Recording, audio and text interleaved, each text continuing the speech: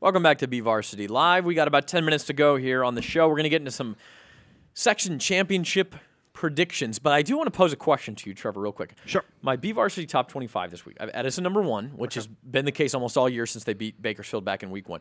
Liberty 2, Ridgeview 3. Yes. Let's say Liberty and Ridgeview both win. Okay, and we'll see whether we both predicted that in a minute.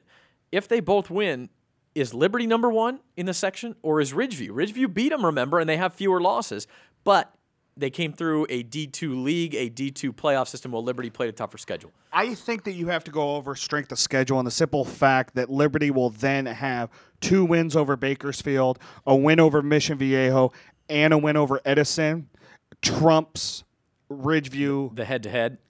Winning the head-to-head, yeah. Yeah, it's a tough call. And last week I said before the game, my glasses off. I was going to say that question was so hard you had to take your glasses off to think about it. But I said before last week's games, hey, if Liberty and Ridgeview both win section titles, I think Ridgeview ends up number 1.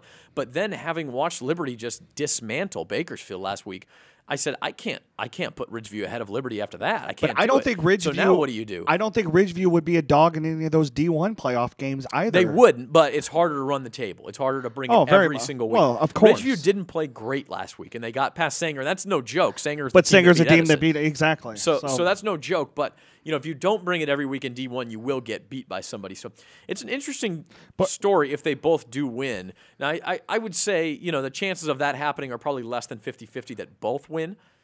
Just because both have very tough opponents. Liberty's on the road, but it's an interesting discussion. Now, if Edison wins, Edison is going to be number 1. Well, and I think the amazing thing, maybe for me being an outsider, a new guy in town, for the simple fact that the city of Bakersfield has had 2 teams in the state playoffs last year in the state championship, with Bakersfield winning BCHS, playing in the D4 against Modesto Central Catholic.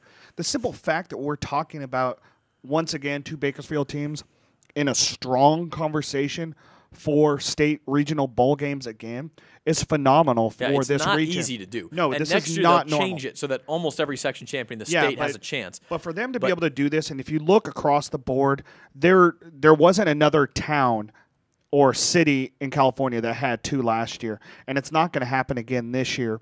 Unless it's Bakersfield. Unless it's Bakersfield. I mean, yes, you could say the Sacramento region could very well, with Grant being in Sacramento and Folsom being there. If you look at Los Angeles and Orange counties, obviously that happens every single year. But it's but you're talking about 28 million people down there. Okay, real quick, we're running out of time now, so we haven't left ourselves a whole lot of room. Let's go to predictions, starting with the Division 5 championship game. This is the one where the bracket kind of went to pot early. Very much so. With the number 1 and number 2 seeds both losing quarterfinal Number 2 weekend. seeds still should have been number 1. So you have the number 3 seed Emmanuel actually hosting this game. That should be flip-flop. Corcoran is the 8 seed. They're on the road. But very good teams. Corcoran had some injuries. That's one reason they got pushed down to the 8 seed. How do you see this one shaping up? I'm going to give it to the home team, Emmanuel. It's going to be a close game. I have 23-17. You actually... No, that's you. I had it the other way around. Yeah. I have a 21-20 Corcoran. I apologize. I was going to say you're that's not very convincing if you're already flip-flopping. I have Emmanuel 23-17. I've actually thought for a long time, I thought Kern Valley was the best team in this division, but I thought it was close between them and Emmanuel. With Kern Valley out of the way, Emmanuel having dispatched Fowler, which is the team that beat Kern Valley, I think it's Emmanuel's to lose, and I'll take them 23-17. In Division 4, this is really a marquee matchup for a D4 title game. Very much so. Like 3 years in a row, we've had one. BCHS Wasco a couple years ago, BCHS Mission Oak last year, and this year it's CVC and Liberty Madera. Liberty Madera, the last undefeated team in the Central Section, at least in 11-man ball, trying to complete that dream season against CVC. Almost picked Liberty Madera to do it. They were impressive last week against Golden West. Something tells me CVC comes up with the goods defensively. They're the best defense Liberty Madera has faced all year long.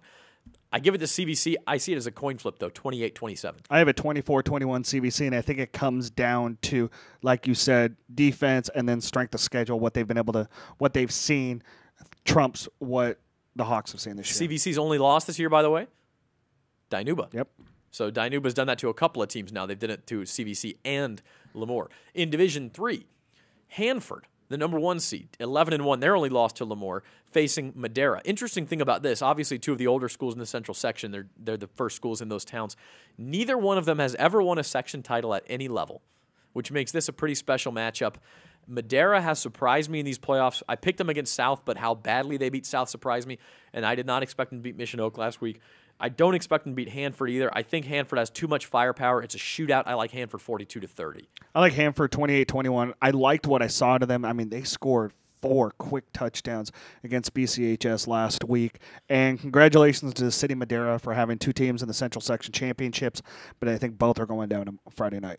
All right, and now for the games involving the local teams. Again, this Division II championship between Dinuba and Ridgeview, 2 11-1 teams, will be live on News Talk 1180 KERN.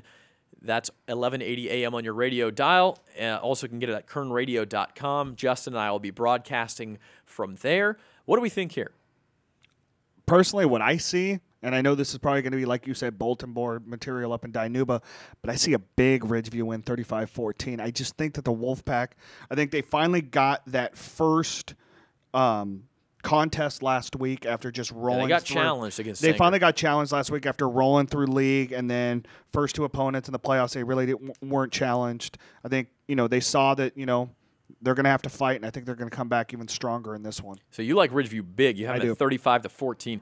I think it'll be a competitive game. I think Dinuba's defense is very good, very underrated. I mean, you look at what they did against Lemoore last week. They shut out CVC earlier in the year.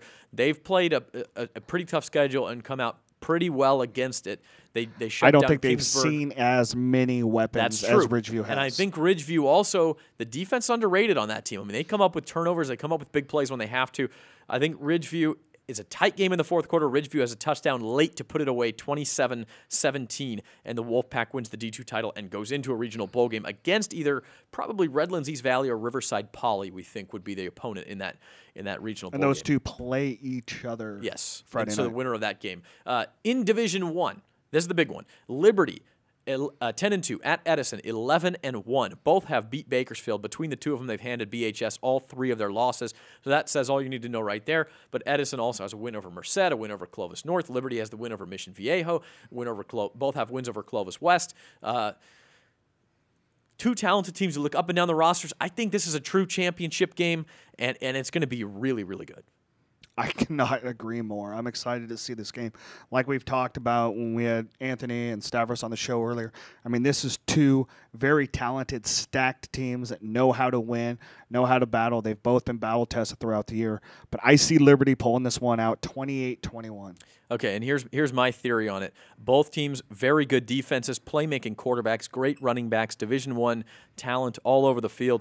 Here's the difference. In a close game up in Fresno, the kicking game. Bill Zhang, now he hit the field goal that took out Bakersfield early in the year, but they've been so inconsistent.